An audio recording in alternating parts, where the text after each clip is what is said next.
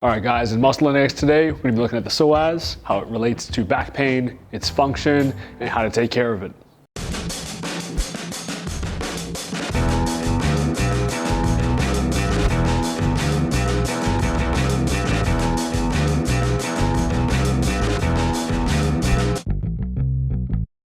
The psoas muscle, one of the major hip flexors of the body. Why I do mention it does tie into back pain, we look at the anatomy of the psoas. It lies right in front of the 𝘃𝗲𝗄𝗃, which is one of the most commonly tight areas of the body. It's one of the most overlooked muscles when we look at back pain or function of the hip. We really lean forward to muscles we can see in the mirror. The psoas, being a muscle that we can't even see, has one of the biggest influences on the entire body. Main two actions of this muscle, we'll just pick two, is going to be flexing the thigh up, raising the leg, or assisting the trunk into flexion. Again, it does assist in standing, walking, thigh rotation, trunk flexion laterally. There's a lot that this muscle assists in and helps you with. So diving into how to take care of this muscle to avoid back pain and increase hip function, we'll look at three things in total. The first one would be strengthening it or mobilizing that muscle, getting it through an active range and getting it working properly. The second would be learning how to release it if it does get tight. And third, putting it in a nice extended position to stretch it time to time again. First section, learning how to strengthen the psoas. We'll look at three quick exercises you can do with minimal equipment. The first one is literally just a seated leg lift. You're going to be sitting up in a nice L position. Try to make sure your whole body globally has tightness, just so you don't overcompensate the movement with other muscles.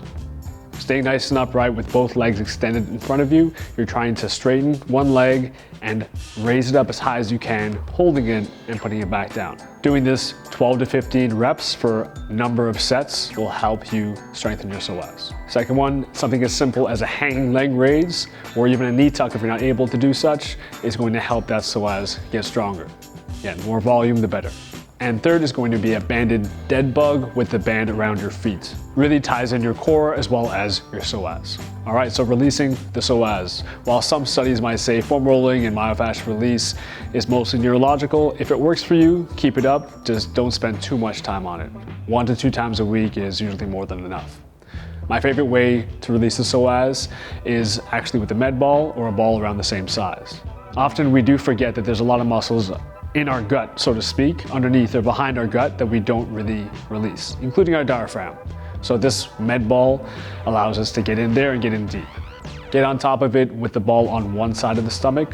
Start having deep breaths into your diaphragm 3 to 5 times and move it over. And if you don't have a med ball or something like that at home, feel free to use the edge of the foam roller and dig right in. Second way to release the psoas, you could use a softball. Again, not as good as the med ball, but it's something to work with. Again, I wouldn't just stick around the hip joint. I would actually start underneath the ribs and seek and destroy whatever tightness you feel.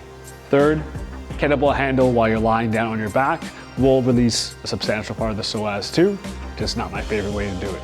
And stretches. I'm not the biggest fan of stretching every muscle individually, but if you do have a psoas problem leading to back pain, it might need special attention. The most basic stretch you can do is just a half kneeling hip flexor psoas stretch. Make sure to keep the glutes active and play around with the positioning to get more of the psoas. Again, if you don't feel this too much, the second one I would suggest is getting it on top of a yoga block. So you're on a little bit more of an incline or a deficit if you want to say, and you can really sink down into that stretch and elongate that psoas. And lastly, the couch stretch is probably one of our best go-tos for stretching the psoas, one of its variations. Couch stretch does assist in hitting other hip flexors as well as the quads, and it can be beneficial in helping back pain. While I'm not a fan of just continuously adding things to your to-do list, attacking and taking care of the psoas, making sure it's strong and functional, will alleviate a lot of problems, including back pain, hip dysfunction.